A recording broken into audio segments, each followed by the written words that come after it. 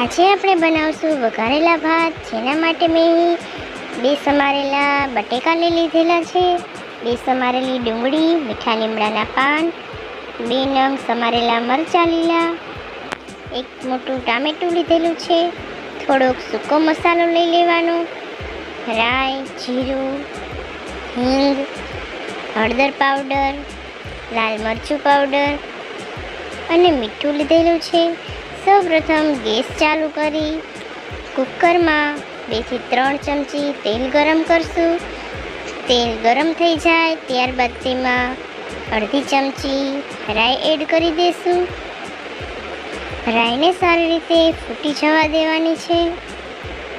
ગેસને આપણે મીડિયમ રાખવાનો।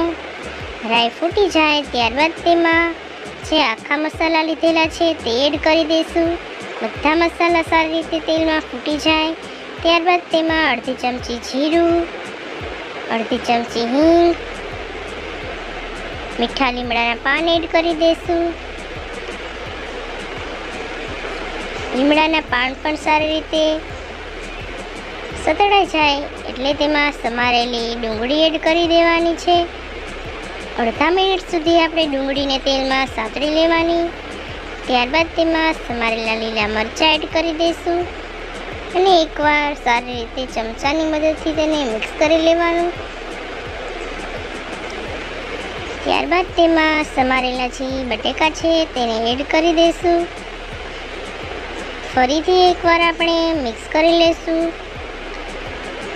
ત્યારબાદ સમારેલું ટામેટું એડ કરી દઈશું। અડધા મિનિટ સુધી આ બધા આપણે સારી રીતે તેલમાં ચડવા દેવાના છે। સ્વાદ મુજબનું આપણે મીઠું એડ કરી દેવાનું છે। ત્યારબાદ 1 ચમચી જેટલી હળદર એડ કરી દઈશું।